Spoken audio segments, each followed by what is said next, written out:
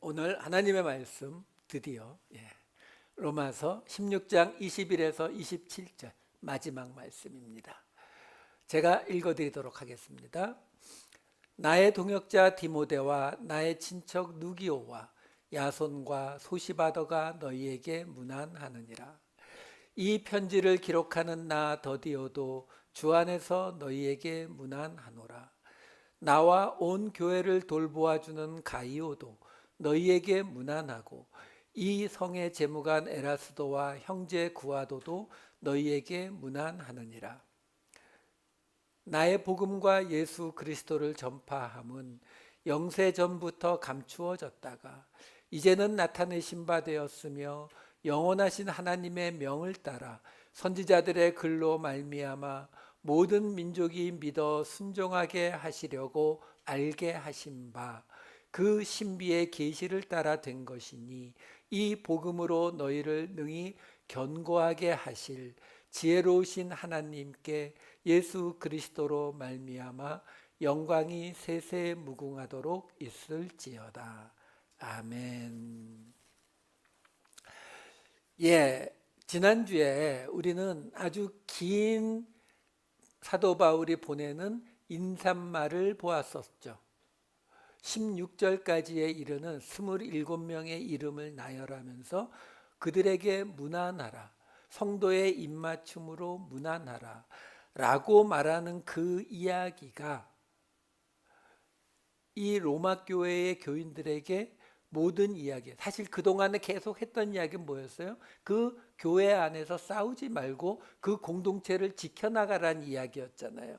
근데 거기에서 이제 마지막으로 사도 바울이 인사말을 통해서 전하고자 했던 이야기는 바로 그 외에 로마 교회에 있지 않은 모든 교회들도 너희와 한 공동체다. 너희가 인사를 나누고 성도의 입맞춤을 해야 하는 한 공동체다 라고 하는 것을 사도 바울이 마지막으로 이야기하는 것이 지난주 이야기였습니다.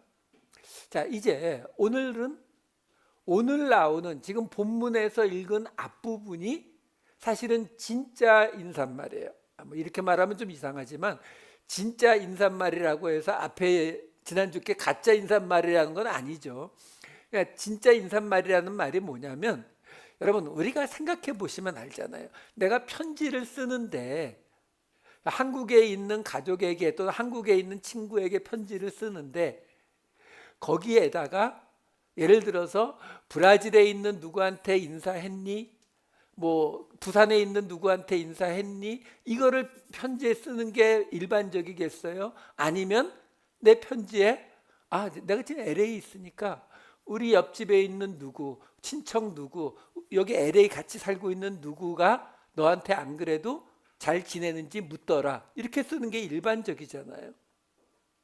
그러니까 실제로 지난주에도 잠시 말씀드렸지만 이렇게 사람 이름을 말하면서 인사를 말하는 이 사도 바울의 이야기에 고린도전서에도 나오고 골로새서에도 나오고 디모데후서, 빌레몬서에 이 사람 이름을 말하는 인사가 다 나와요. 사람 이름을 말하지 않는 인사는 다른 서신서에도 다 있어요. 근데 거기들 보면은 누구에게 문안하라라고 말하는 것보다는 그건 거의 없고 다 사도 바울 주변 사람이 너에게 문안한다라는 걸 전하는 인사말이 대부분이거든요.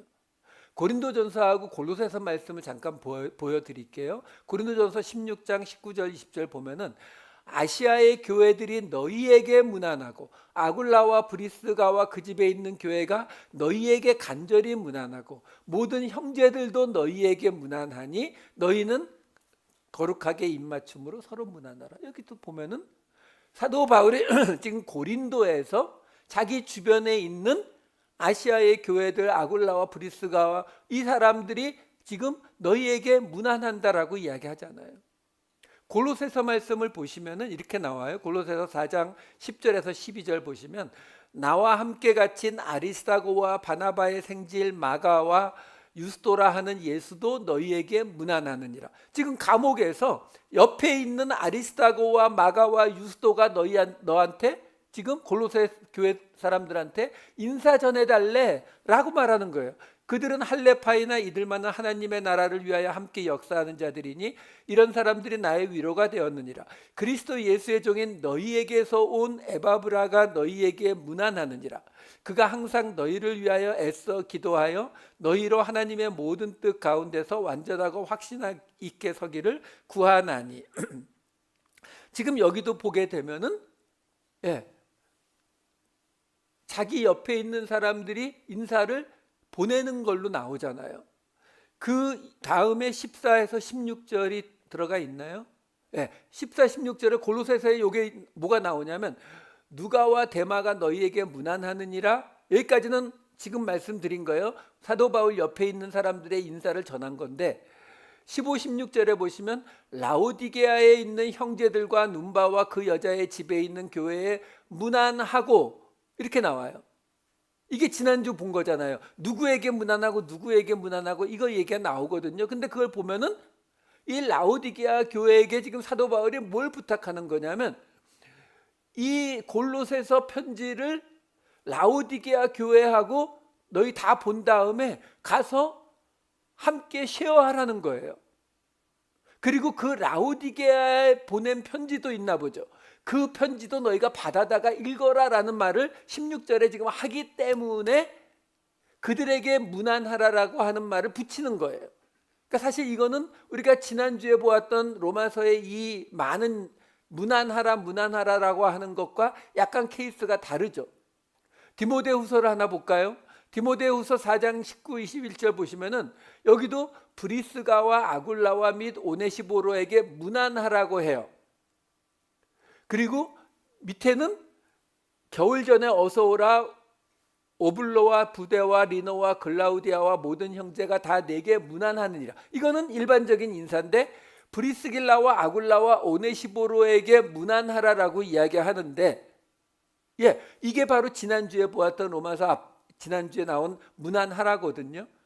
디모데 같은 경우는 사도 바울에게 아들 같은 존재였기 때문에 이거는 교회에다가 지금 명령하는 게 아니라 디모데에게 보낸 것이기 때문에 뭐 그럴 수도 있다라고 넘어갈 수 있어요. 그리고 빌레몬서에 나오는 1장 23절에 그리스도 예수 안에서 나와 함께 갇힌 자 에바브라와 마가, 아리스다고, 데마, 누가가 너에게 문안한다. 이게 지금 여기 나오는 지금 사도 바울의 서신서에 나오는 인사하라 또는 여기서 인사를 한다라고 나오는 전체 다 보여드린 거예요. 이게 다라고요. 그러니까 그 얘기는 뭐냐면 지금 여기에 나오는 지난주에 우리가 보았던 로마서에 나오는 그 27명의 그 이름들이 나온 것이 결코 일반적인 모습이 아니다라는 것을 제가 다시 한번 설명해 드리는 거예요. 왜 이게 중요하냐면 그것이 일반적인 것이 아니다라는 것은 지난주에 말씀드린 대로 사도 바울이 27명의 이름을 동원해 가면서까지 그들과 인사를 나누고 그들과 교류를 하라라고 하는 그 이야기를 해야만 하는 이유가 뭐예요? 모두가 한 공동체다라는 게 그만큼 중요하다는 거예요. 제가 항상 말씀드리지만 이 모두가 한 공동체다라고 하는 게 왜 중요하냐면요. 여러분, 우리가 예수님이 이 땅에 오셔서 뭐가 달라졌어요? 우리가 기독교라고 해서 믿잖아요. 유대교가 아니라 구약이 아니라 구약과 신약을 함께 해서 예수 그리스도를 믿잖아요. 그럼 예수 그리스도를 믿는다는 게 정확히 그 예수 그리스도를 믿는다. 지금 이제 성탄절이 다다음 주도 다가왔잖아요. 지금 예수님을 기다리는 대강절을 지나가고 있잖아요. 그러면 그 예수님이 이 땅에 오셨다라고 하는 것이 한마디로 가장 중요한 의미 하나를 따지면 뭐예요? 은혜의 구원이에요. 은혜의 구원이에요. 하나님도 구약에 이미 계시고요. 하나님을 섬기고 하나님을 믿는 것은 이미 구약에 존재한다고요. 근데 왜 예수님이 오셔야만 했느냐? 예수님이 오지 않으면 하나님을 모르고 율법의 없는 자들이 구원받을 길이 없잖아요. 그러니까 예수님이 오셨다라는 것은 그 하나님의 구원을 온 모든 민족에게 오픈하셨다는 거고, 근데 모든 민족에게 오픈은 했지만 유대인만, 율법을 아는 유대인만 통과할 수 있는 사법고시를 조건으로 달아놓으면 아무 의미가 없잖아요. 통과가 안 되니까. 그러니까 그냥 문을 열어버리신 거라고요, 예수님이 오셔서. 자, 저는 지금 사도 바울이 그토록 주장하고 있는 싸우지 말라를 넘어서 지금 이 땅에 있는 모든 교회는 너희 한 지체, 한 공동체다라고 지금 주장을 하고 있는 건데, 이게 왜 중요하냐면 은혜의 구원이 받아들여지지 않으면요, 우리는 결코 우리와 다른 사람들을 받아들일 수가 없거든요. 이거라고요. 여러분, 지금 우리가 생각할 때에는 로마 사람이나 이스라엘 사람이나 뭐 지금 시끄러운 시리아, 뭐 우크라이나, 뭐 그 나라 사람들이 다 같은 인간들이지, 이렇게 우리는 지금 생각하잖아요. 그렇죠?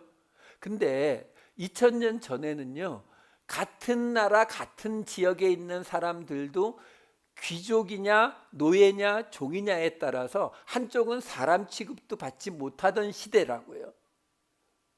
그때에 교회는요, 종이나 자유인이나 유대인이나 헬라인이나 남자나 여자나를 그냥 다 받아들였거든요.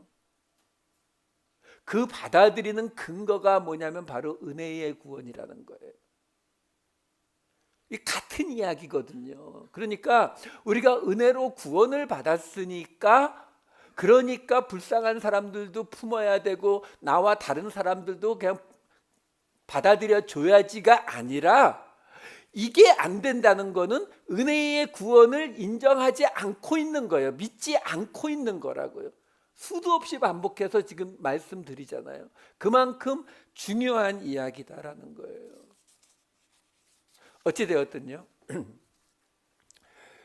오늘 사도 바울이 오늘 본문에서 지금 인사를, 이제 진짜 인사, 아까 말씀드린 대로 오늘 본문 16장 21절에서 23절까지 나오는 이 디모데와 누기오와 야손과 소시바더가 너희에게 문안한다, 더디오도 문안한다, 가이오도 문안하고 에라스도와 구아도도 문안한다 라고 말하잖아요. 여기서 한 가지만 볼게요. 뭐 다른 거는 뭐 설명할 게 없어요. 지금 사도 바울의 주변에 있는, 이 고린도 교회에서 썼으니까 고린도에 있는 이 주변 사람들이 지금 로마 교회 너희들에게 지금 이렇게 인사를 보낸다라고 쓴 거예요.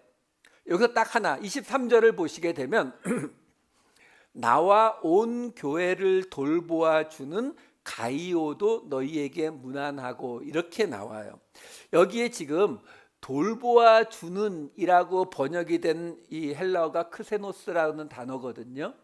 이 단어의 본래 뜻이 뭐냐면 나그네라는 뜻이에요. 나그네. 근데 이쪽 지역은 나그네는 다 손님이잖아요. 그러니까 나그네 또는 손님이라는 뜻을 가져요. 그 나그네나 손님은 주로 어떤 사람들이에요? 외국인, 이방인들이죠. 그렇죠?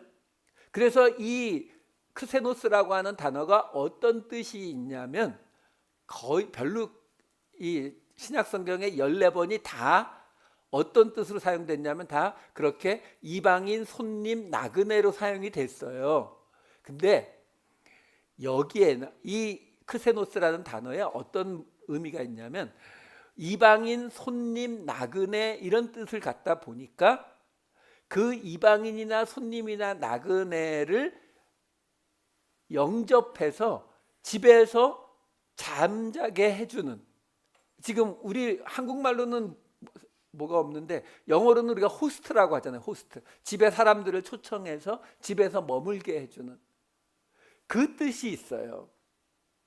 그래서 여기서 지금 돌보아 주는이라고 번역한 것도 그 뜻을 최대한 살리려고 번역을 한 것 같아요. 자, 문제가 뭐냐면 지금 이 크세노스라고 하는 이 단어가 손님, 나그네를 집에 영접해서 대접하는 호스트의 역할, 이 의미를 가지고 있다고 말씀을 드렸는데, 그렇게 보는 이유가 있어요. 사도행전 18장 7절 8절에 보면은 이런 구절이 나와요. 거기서 옮겨 하나님을 경외하는 디도 유스도라 하는 사람의 집에 들어가니 그 집은 회당 옆이라. 또 회당장 그리스보가 온 집안과 더불어 주를 믿으며 수많은 고린도 사람도 듣고 믿어 세례를 받더라. 여기 두 사람의 이름이 나옵니다. 디도 유스도라고 하는 사람이 나오고 그리고 그리스보라는 사람이 나오잖아요. 근데 이 디도 유스도, 이 사람이 지금 사도 바울이 로마에 가가지고 이 사람 집에 들어가서 머문 거예요. 근데 이 사람이 로마가 아니에요. 제가 지금 헷갈려도 고린도에서 이 디도 유스도라고 하는 사람의 풀네임이 뭐냐면 가이오 디도 유스도라고 우리는 봐요. 왜 그렇게 보느냐면 고린도전서 1장 14절이 말씀이 있기 때문에 그래요. 나는, 이게 지금 고린도 교회로 보낸 거예요.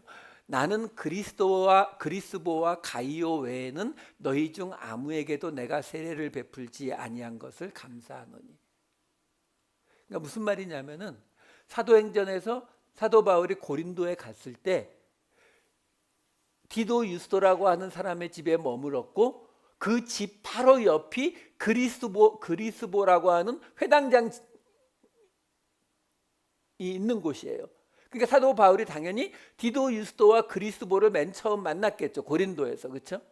그러니까 지금 이 고린도 교회에 문제가 생겼을 때 사도 바울이 뭐라고 하냐면 내가 고린도에서 세례 준 거는 그 그리스보하고 가이오밖에 없다라고 말하는 거예요. 그러니까 이거를 우리가 거꾸로 유추해 보면 이 디도 유스도라고 하는 사람이 이 가이오라고 하는 사람이로구나라는 걸 알 수 있고, 그리고 그 가이오라고 하는 사람이 뭘 하고 있었냐면 바로 자기 집에 손님이 오면은 자기 집에 영접하는 호스트의 역할을 주로. 왜? 사도 바울이 이 사람 집에 묵었으니까요. 이걸 우리가 짐작할 수 있다고요. 자, 그러면 아까 보았던 21절부터 23절 봤을 때 그 23절에 뭐가 나와 있었어요? 가이오를 누구라고 말했다고요? 나와 온 교회를 호스트해 주는 가이오라고요.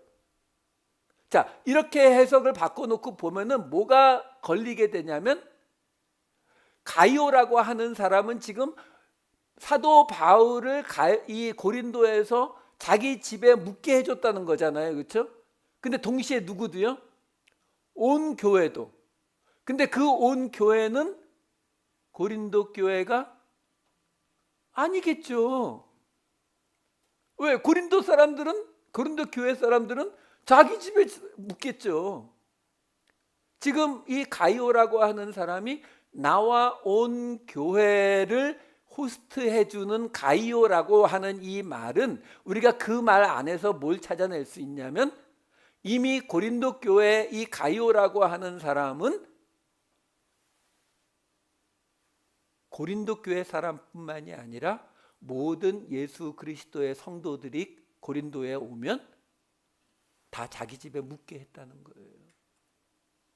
그러니까 이 이야기를 통해서도 지금 뭘 우리한테 또 말해주고 있다고요? 공동체요. 하나님의 공동체. 여러분, 우리가 이게 카톨릭은 잘 되는데 우리가 안 되는 게 이거예요. 카톨릭은 교황이라는 게 있고 바티칸이 있고 이래가지고 이렇게 피라미드형으로 돼 있기 때문에 온 세계에 있는 모든 카톨릭이 다 한 교회다. 본래 카톨릭이란 뜻 자체가 하나라는 거거든요. 이게 잘 되고 있는데 우리 개신교는 우리 교회는 딱 우리 교회예요. 그냥 바로 옆에 있는 교회도 전혀 같은 교회라고 생각 안 해요. 아니라는 거예요. 예수 그리스도의 교회는 이 세상에 있는 모든 교회가 한 공동체라는 거예요. 우리가 그동안 로마서를 보면서 내내 보았던 싸우지 말라, 다투지 말라, 시기 질투하지 말고 하나가 되라, 하나가 되라, 계속 무슨 이야기예요? 하나님이 원하시는 게 궁극적인 게 뭐예요? 우리가 싸우지 않는 거 원하시는 거예요? 아니요. 그걸 통해서 뭘요? 하나님의 공동체, 한 공동체를 만들기 원하시는 거. 이게 가장 궁극적인 목적이에요. 그러니까 이 공동체를 무너뜨리면서 우리가 해야 할 일은 없어요. 저 교회는 우리하고 생각이 다르니까 쟤네들은 없애야 돼. 이게 기독교 2000년 역사예요. 우리가 믿지 않는 사람들하고만 싸웠을 것 같으세요? 아니요. 교회 안에서, 개신교 그 안에서 뭐 수도 없이 싸우고 수도 없이 서로를 죽여온 게 우리 2000년 역사예요. 근데 성경은 전혀 다른 이야기를 한다고요. 하나님이 진짜로 원하시는 건 그게 아니라 좀 달라도 하나가 되기를 원하셨다는 거예요. 그게 이 로마서 전체 이야기예요. 제가 집에 가서 세봤더니 오늘이 로마서 77번째예요. 여러분 77번의 주일 동안 들어오신 거예요. 싸우지 말라는 이야기요. 하나라는 이야기요. 자, 그 다음으로 넘어갈게요. 그리고 나서 이제 인사말을 마친 사도 바울이 마지막에 하나님을 향한 찬양의 말씀을 집어넣습니다. 16장 25절에서 27절 말씀을 보시면은 안 읽을게요. 읽어도 잘 안 와닿아요. 굉장히 어렵습니다. 문장이 굉장히 길고 토막토막 되어 있어서 이해하기가 어려워요. 요거를 제가 정리해서 쉽게 이해하실 수 있도록 표를 만들었어요. 표를 좀 보여주세요. 어떻게 된 거냐면은 이제 능히 너희를 견고하게 하실 맨 밑에 유일하고 지혜로우신 하나님께 예수 그리스도를 통한 영광이 영원히 있을지어다. 이게 원어 순서대로 지금 제가 늘어놓은 거예요. 헬라어 원어 순서대로 놓는데 이해하기 쉽게 지금 가장 메인이 되는 문장이 맨 앞에 맨 끝에 나온 거예요. 그러니까 우리를 견고하게 하실 하나님께 영광이 있을지어다 이거예요. 자, 근데 어떻게 견고하게 하신다는 거냐면 그 견고하게 하실 방법으로 두 번째 나오는 거예요. 파란색으로 나오는 나의 복음과 예수 그리스도를 전파함을 통하여. 두 번째 방법이 영세전부터 감추어졌던 비밀의 계시를 통하여 하나님이 우리를 견고하게 하신다는 거예요. 자, 근데 그 비밀의 계시라고 하는 게 설명이 더 붙어 있는 거예요. 비밀의 계시가 뭐냐면 그게 마지막에 그러나 이제는 영원한 하나님의 명령을 따라 선지자들의 글로 말미암아 나타내신 바 된 모든 민족으로 믿어 순종하게 하시라고 알게 하신 그 비밀의 계시와 복음과 예수 그리스도의 전파를 통해서 하나님이 너희를 견고하게 하시는 그 하나님께 영광이 있을지어다. 이런 문장이에요. 자, 이 전체 문장이 지금 이제 이해가 되셨으면 이 말이요. 지금 우리가 안에서부터 볼게요. 맨 안에 지금 비밀의 계시를 통하여 그 비밀의 계시에 대해서 지금 그것이 선지자들의 글로 말미암아 나타났다라고 나오잖아요. 이게 로마서 3장 25절에는 이렇게 나와요. 로마서 3장 25절이요. 죄송해요. 3장 21에서 22절. 예. 이제는 율법 외에 하나님의 한 의가 나타났으니 율법과 선지자들에게 증거를 받은 것이라. 곧 예수 그리스도를 믿음으로 말미암아 모든 믿는 자에게 미치는 하나님의 의니 차별이 없느니라. 여러분, 여기 지금 뭐라고 나왔냐면 선지자들에게 증거를 받은 하나님의 의로움. 의는 뭐라 그랬어요? 성경에서 말하는 우리의 우리를 구원하시는 하나님을 말한다 그랬잖아요. 그러면 지금 우리를 구원하시는 율법 외에 우리를 구원하시는 다른 뭔가가 나타났는데 그게 선지자들의 증거를 받은 거라는 거예요. 근데 그 선지자들의 증거를 받은 게 뭐냐면 예수 그리스도를 믿음으로 말미암아서 받는 구원인데 그게 하나님의 은데 이거의 특징이 뭐냐면 차별이 없다는 거예요. 이게 아까 제가 설명드린 거예요. 은혜의 구원은 차별이 있을 수가 없다고요. 지금 요 말이 바로 앞에 있는 표를 다시 한번 보여주세요. 요 말이 지금 빨강색으로 되어 있는 선지자들의 글로 말미암아 나타내신 바 된 비밀의 계시. 그게 지금 뭐라고요? 그게 차별이 없는 예수 그리스도를 통한 하나님의 의 곧 구원. 한 군데 더 볼게요. 11장 25절. 이번에는 비밀이라고 하는 단어가 나오는 로마서 11장 25절 보면 뭐라고 나오냐면 형제들아 너희가 스스로 지혜 있다 하면서 이 비밀, 신비, 미스테리온 같은 단어예요. 신비를 너희가 모르기를 내가 원하지 아니하노니 이 신비는 비밀, 미스테리온은 이방인의 충만한 수가 들어오기까지 이스라엘의 덜어는 우둔하게 된 것이라.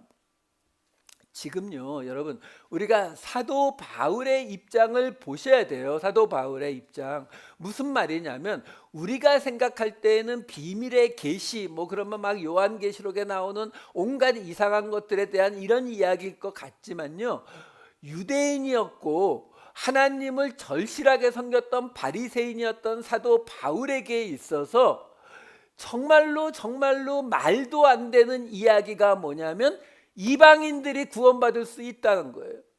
율법 없이도 구원받을 수 있다는 거예요. 이건 사도 바울한테 충격 정도가 아니라고요. 그러니까 지금 사도 바울이 그걸 뭐라고 말했다고요? 비밀의 계시.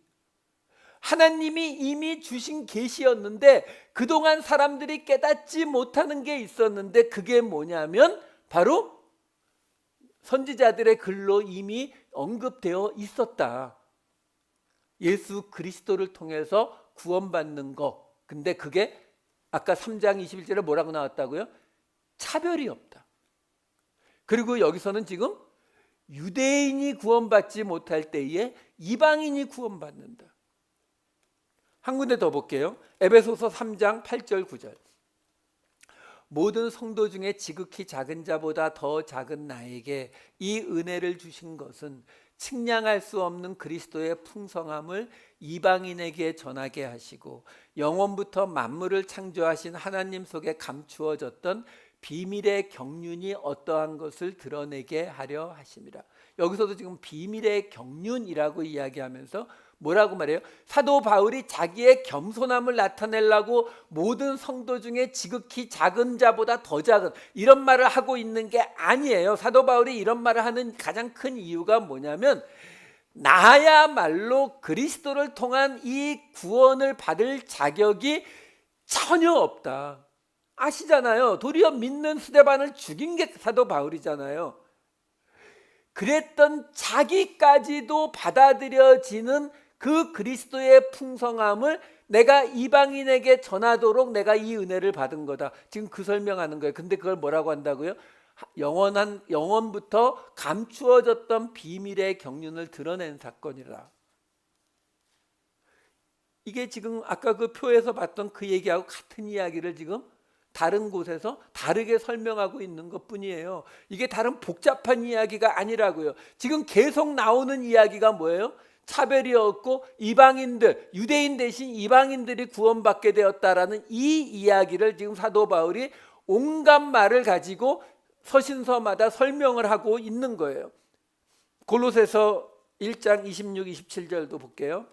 이 비밀은 미스테리온 만세와 만대로부터 감추어졌던 것인데 이제는 그의 성도들에게 나타났고 하나님이 그들로 하여금 이 비밀의 영광이 이방인 가운데 얼마나 풍성한지를 알게 하려 하심이라. 이 비밀은 너희 안에 계신 그리스도시니 곧 영광의 소망이니라.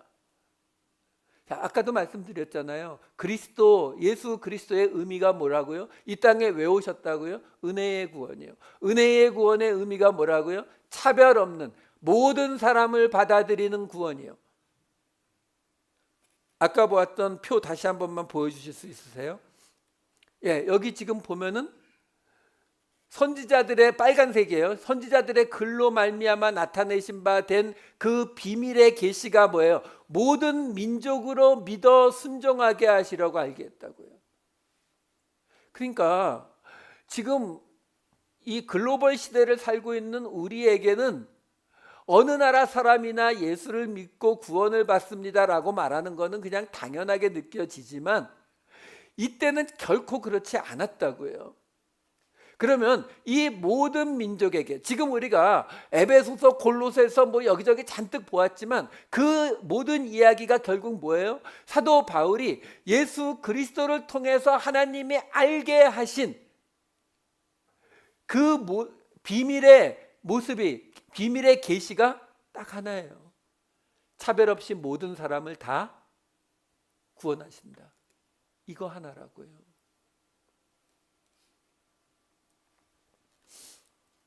그 다음에 지금까지 설명한 게 뭐냐면 파랑색의 두 번째 거예요. 감추어졌던 비밀의 계시를 통해서 어떻게 한다고요? 하나님이 너희를 견고하게 하시는 방법 하나가 나온 거예요. 어떻게 한다고요? 다 열어주셨다. 그러니까 견고하게 하신다는 게 뭐예요? 무슨 뜻인지 몰라도 흔들리지 않게 하신다는 거잖아요, 그렇죠? 흔들리지 않는 이유가 뭐예요? 다 받아주셨다니까. 여러분 어떤 때 흔들리신다고요? 계속 말씀드리잖아요. 요즘 예배도 자꾸 빠지고, 요즘 내 생활이 내가 생각해도 하나님 앞에 좀 부끄럽고, 뭐 이러면 점점 내가 기도해도 하나님이 안 들으실 것 같고 뭐 이렇잖아요, 그렇죠? 그게 흔들리는 거잖아요. 그러니까 얘기하는 거예요. 하나님이 어떻게 우리를 견고하게 하신다고요? 아무 차별 없어. 내가 열심히 교회 다니고 열심히 헌신할 때나 지금 이렇게 흔들리고 있을 때나 하나님은 변함없이 너를 붙잡고 계셔. 그러니까 흔들리지 마. 이게 첫 번째예요. 자, 그럼 지금 두 번째로 봐야 될 게 뭐예요? 나의 복음과 예수 그리스도를 전파함을 통하여. 사도 바울이 자기의 복음과 예수 그리스도를 전파함, 퀘리그마예요. 이 선포하다, 전도하다의 뜻을 가진 단어예요. 그러니까 그걸 통해서 어떻게 한다고요? 그들을 견고하게 한다고요.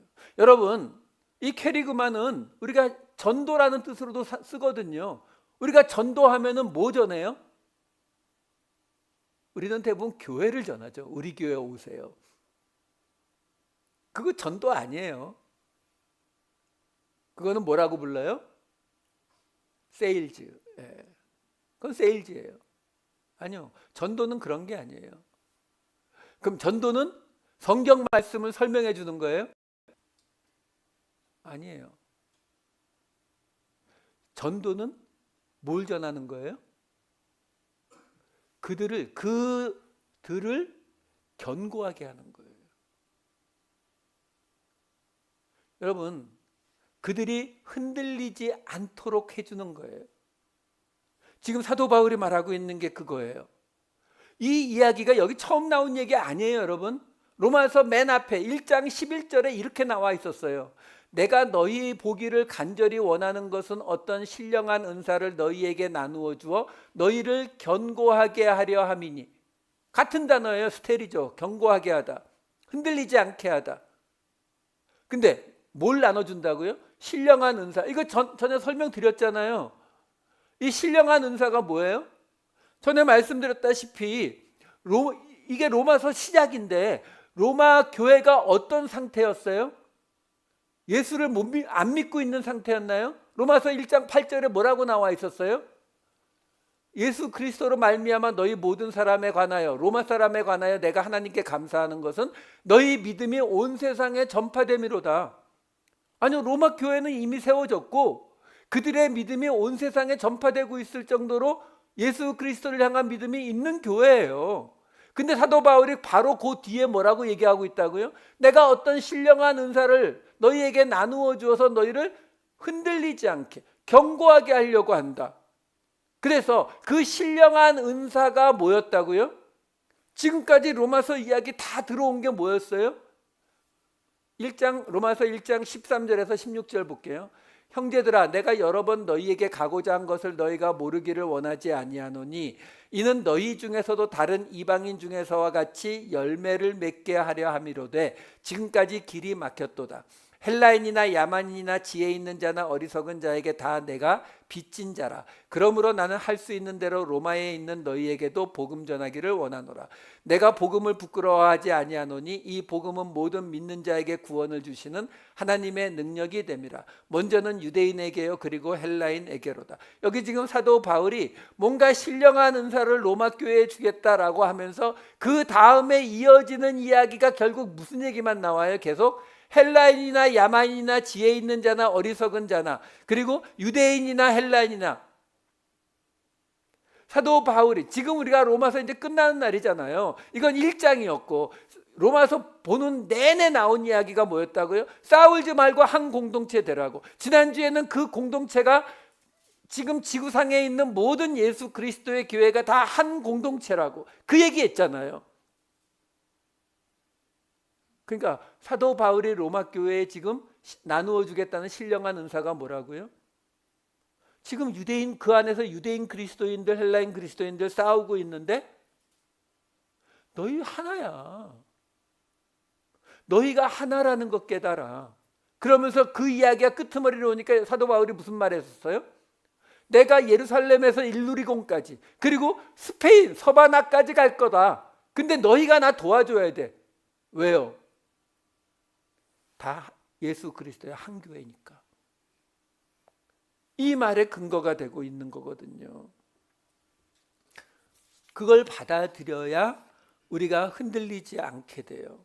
여러분, 예수를 믿는다고 해서 우리에게 두려움이 없어지지 않아요. 우리가 인생 살아가는 동안에 고난과 환난이 닥칠 때에 우리 마음에 의심이 생기고 흔들리지 않는 것이 아니에요. 흔들린다고요. 근데 그 흔들릴 때에 우리가 어떻게 하면 흔들리지 않을 수 있느냐면 지금 아까 그 표에서 지금 하나님이 우리를 견고하게 하시는 이유 방법을 두 가지를 말했는데 하나는 모든 이방인을 받아들이신다는 비밀의 계시를 알려주셨다는 거고 또 하나는 뭐냐면 바로 그 복음과 그리스도를 전파함을 통해서 우리를 견고하게 하신다는 거거든요. 근데 그리스도를 전파하는, 전도하는 걸 통해서 우리를 견고하게 하실 수 있다는 게 뭐냐라는 거예요. 정확히 그리스도를 전파한다는 게 정확히 뭐길래 그 말을 들은 사람들이 흔들리지 않을 수 있게 되느냐라는 거죠. 한마디로 말씀드리면 내가 가진 것을 포기하시는 거예요. 이게 우리가 흔들리지 않을 수 있는 유일한 길이에요. 뭐 옛날 아주 오래된 농담이지만 그런 거 있잖아요. 어느 집에 불이 나서 활활 타는 걸 보고서 거지 부자가 거지 아빠와 거지 아들이 와, 저 집 불타서 어떻게 하니까 거지 아빠가 거지 아들한테 그렇게 말했대잖아요. 우리는 불탈 거 없으니까 얼마나 행복하냐. 그렇죠? 여러분, 불교가 우리가 살아가는 이 세상의 인생사에 대해서는 기독교와 진단이 똑같습니다. 이 땅에서 우리는 결코 안식을 얻을 수 없다. 우리의 욕심을 버릴 수 없다예요. 단지 불교는 그 진단을 내리고서 처방이 뭐냐면 그러니까 최대한 너 스스로를 비워서 수련해서 갈고 닦아서 그 모든 미련으로부터 카르마로부터 벗어나야 한다가 불교의 처방이라면 기독교는 처방이 뭐예요? 하나님이 너를 그렇게 해주실 거다 이거예요. 그러니까 하나님이 우리를 어떻게 해주신다고요? 바로 이 세상의 기준을 떠나게 해주시는 거예요. 여러분, 우리는요, 아무리 예수를 오래 믿어도 우리 모든 인간들이 가지고 있는 기본적인 상식이라는 게 있어요. 그 상식의 바탕이 되는 게 뭐냐면 바로 권선징악이고 인과응보예요. 선을 행하면 복을 받을 것이고 악을 행하면 벌을 받을 것이다. 다 그렇게 생각하시잖아요. 나쁜 놈이 벌 안 받으면 어떻게 이럴 수 있는가? 세상이 왜 이러는가? 막 이렇게 따지잖아요. 근데 실제로 살아오시면서 세상이 그렇게 움직이던가요? 아마 그렇다고 말씀하실 수 있는 분 없을걸요. 근데 그럼에도 불구하고 우리는 권선징악을 버리지 않아요. 인과응보도 마찬가지죠. 그렇죠? 사실 같은 이야기예요. 자기가 한 대로 벌 받고 한 대로 복 받고 한다. 진짜 그래요? 안 그렇던데요? 근데 우리는 그걸 근거로 하나님께도 따지잖아요. 하나님, 내가 그동안 어떻게 했는데 나한테 이러실 수 있냐고. 그게 뭐예요? 인과응보잖아요. 내가 지금 하나님 앞에 복 받을 일을 이렇게 많이 했는데 하나님 어떻게 나한테 이런 고난을 주실 수 있느냐? 이게 뭐예요? 이 세상 원리, 인과응보, 권선징악을 가지고 우리가 하나님께 따지는 거예요. 그 모습이 뭐라고요? 그게 선악과를 따먹어서 선악을 구별하는 일에 하나님같이 되었기 때문에 우리가 하나님하고 맞짱 뜨는 거거든요. 이걸 가지고 있는 이상 우리는 흔들릴 수밖에 없다고요. 그럼 흔들리지 않으려면, 하나님이 우리를 견고하게 하시려면 바로 이 생각을 뜯어 고치는 것 말고는 방법이 없어요. 예수님께서도 이 견고하다라는 스테리조라는 단어를 사용하신 게 있어서 그걸 좀 보면서 설명을 드릴게요. 누가복음 22장 31, 32절에 보면 이런 게 나옵니다. 시몬아 시몬아 보라, 사탄이 너희를 밀가부로 하려고 요구하였으나 그러나 내가 너를 위하여 내 믿음이 떨어지지 않기를 기도하였노니 너는 돌이킨 후에 내 형제를 견고하게 하라. 스테리조. 자, 사도 베드로를 보고 예수님이 사탄이 너한테 막 덤벼서 미혹하길래 내가 너를 위해서, 너 믿음을 위해서 기도했거든. 그러니까 너는 돌이킨 후에 내 형제를 견고하게, 흔들리지 않게 해줘야겠어 라고 말하거든요. 근데 이 이야기가 지금 어떤 속에서 나온 이야기냐면요, 예수님이 제자들에게 이제 유월절 식사를 마치시고서 너희 중에 나하고 같이 이 빵을 집는 사람 중에 하나가 나를 팔 거야 라고 말씀을 하세요. 그러니까 제자들이 우리 중에 누가 그런다는 거지? 이렇게 말을 하거든요. 근데 거기서 장면이 확 바뀌면서 무슨 이야기로 이어지냐면 제자들이 이런 이야기를 합니다. 누가복음 22장 24절을 보여드릴게요. 또 그들 중에 그중 누가 크냐 하는 다툼이 난지라. 누가 큰가 하고 다툼이 났어요. 그래서 이어지는 25, 26, 27절에 이렇게 나옵니다. 예수께서 이르시되 이방인의 임금들은 그들을 주관하며 그 집권자들을 은인이라 칭함을 받으나 너희는 그렇지 않을지니 너희 중에 큰 자는 젊은 자와 같고 다스리는 자는 섬기는 자와 같을지니라. 앉아서 먹는 자가 크냐 섬기는 자가 크냐? 앉아서 먹는 자가 아니냐. 그러나 나는 섬기는 자로 너희 중에 있노라. 누가 큰가를 이야기하는 제자들에게 예수님이 뭐라고 하냐면, 그래, 세상에서는 임금이 더 높고 그 집권자들은 우리를 보살펴 주시는 은인이라는 그런 칭함을 받지만 너희는 그러면 안 된다. 너희 중에 크다고 하면 어린 자가 돼야 되고 다스리는 자는 섬기는 자처럼 돼야 된다. 물론 앉아서 먹는 자가 큰 거 알고 섬기는 자가 작은 거 아는데, 근데 나는 섬기는 자로 왔다. 이 말이요, 한마디로 말하면은 이 세상의 가장 기본적인 원리, 높은 자는 앉아서 대접받고 큰 자는 앉아서 대접받는 이 원리를 버리라는 거예요. 왜? 예수님 스스로 자기는 섬기는 자로 왔기 때문에. 제자들이 예수님이 자기들보다 더 크고 높은 자라는 것은 인정을 하고 있는 상태잖아요. 이거 지금 유월절이라니까요. 다 끝나가는 이야기예요. 그 끝나가는 자리에서 예수님이 근데 나는 가장 낮은 자로 왔다, 그거 받아들여라 라는 이야기를 지금 한 거거든요. 그러면서 예수님이 제자들을 도닥거려 주시죠. 22장 30절에서 너희로 내 나라에 있어 내 상에서 먹고 마시며 또는 보좌에 앉아 이스라엘 12지파를 다스리게 하려 하노라 라고 말했다고요. 그러니까 이제 제자들이 이제 우리는 예루살렘에 가면은 예수님의 오른쪽 왼쪽에서 높은 자리에 올라가 볼 수 있겠구나 라고 생각을 했는데, 예수님이 자기를 팔자가 있다라고 하니까 시몬이 안 된다고 하니까 예수님이 아까 말씀드린 그 구절이 나오는 거예요. 31, 32절 바로 이어지는 자리거든요.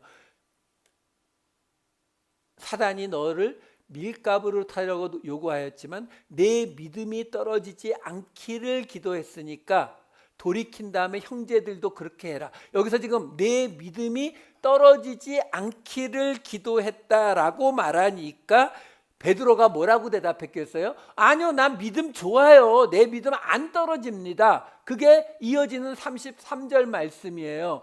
그가 말하되 주여 내가 주와 함께 오게도 죽는 데에도 가기를 각오하였나이다. 저는 이게 진심이었다고 보거든요. 자기는 믿음이 충분히 죽는 자리까지 갈 그 믿음이 있다라고 스스로 믿었다고요. 근데 예수님이 뭐라고 대답하세요? 34절에 오늘 다 굴기 전에 내가 3번 나를 모른다고 부인할 거라고요. 이거 예수님이 지금 베드로를 비난하는 게 아니에요. 비웃는 게 아니라고요. 근데 왜 이 말씀을 해요? 지금 베드로가 뭘 얘기하고 있는 거예요? 예수님, 당신이 팔려가고 당신이 감옥에 갇히고 당신이 죽는 자리로 가면은 나는 당신을 믿는 믿음을 가지고 그 자리 끝까지 따라갈 수 있습니다. 근데 예수님이 아니 넌 안 돼 라고 그걸 부인해 버리시는 거예요. 왜요? 그러면 베드로가 아니라 바울이라면, 베드로는 나중에도 도망다니고 이랬지만 바울은 그런 거 없는 사람이잖아요. 그럼 바울이 이 말을 했으면 예수님은 뭐라고 하셨을까요? 그래도 똑같이 말씀하셨을 거예요. 왜? 지금요 여기서 베드로가 3번 예수님을 모른다고 부인하지 않고 예수님이 가는 감옥과 예수님의 십자가 옆에까지 따라가면 무슨 일 벌어지는 줄 아세요? 그러면 베드로는요 자신 외에 다른 모든 사람들 못 받아들입니다. 그렇게 말하겠죠. 야, 지금 네가 지금 그 고난을 지나간다고? 문제를 지금 겪고 있다고? 네가 나처럼 예수님하고 같이 감옥에 갇혀 봤어? 네가 나처럼 예수님하고 같이 십자가에 매달려 봤어? 우리 그렇게 말하잖아요. 근데 그렇게 하면은 뭐가 문제가 된다고요? 그 공동체는 결코 살아남을 수 없어요. 그래서 40일 금식하신 분들이 무서운 거예요. 40일 금식하신 분들 만나면 나오는 이야기가 있죠. 뭐라고 나와요? 나는 목사님들 중에도 40일 금식한 사람은 거의 본 적이 없어요. 이렇게 나와요. 그 사람의 잣대에 살아남을 수 있는 사람이 없다니까요. 근데 하나님이 진짜로 원하시는 게 뭐라고요? 40일 금식이 아니고요. 같이 감옥에 갇히고 같이 죽는 자리에 가는 게 아니라 하나님의 공동체를 세우는 거라니까요. 이 땅에 하나님의 나라를 세우는 거예요. 그래서 교회 안에 그 엄청난 헌신과 엄청난 희생으로 무장된 분들이 있으면 그 교회에는 다른 사람들이 못 와요. 무서워서. 지금 예수님이 그 이야기를 하고 계시는 거예요. 예수님이 이 누가복음 뒤에 뭐라고 설명하셨어요? 엠마오로 가는, 부활하시고 난 다음에 엠마오로 가는 두 제자들에게 이런 말씀하시잖아요. 누가복음 24장 19절에서 21절. 이르시되 무슨 일이냐? 이르되 나사렛 예수의 일이니 그는 하나님과 모든 백성 앞에서 말과 일에 능하신 선지자이거늘 우리 대제사장들과 관리들이 사형 판결에 넘겨주어 십자가에 못 박았느니라. 우리는 이 사람이 이스라엘을 속량할 자라고 바랐노라. 여기 속량하다, 리트론이라고 하는 단어는 몸값을 지불하여 풀려내다라는 뜻이에요. 우리 랜섬이라고 그러죠. 그러니까 예수님이 하신 것을 그대로 표현한 게 맞아요. 이스라엘을 속량할 자라고 바랐다. 제대로 봤어요. 이스라엘을 구원할 자라는 거 제대로 봤다고요. 문제는 그들이 가진 권선징악과 인과응보의 이 기준은 그 속량할 자가 죽어버렸기 때문에 끝났다, 망했다, 실패했다의 결론으로 가는 거예요.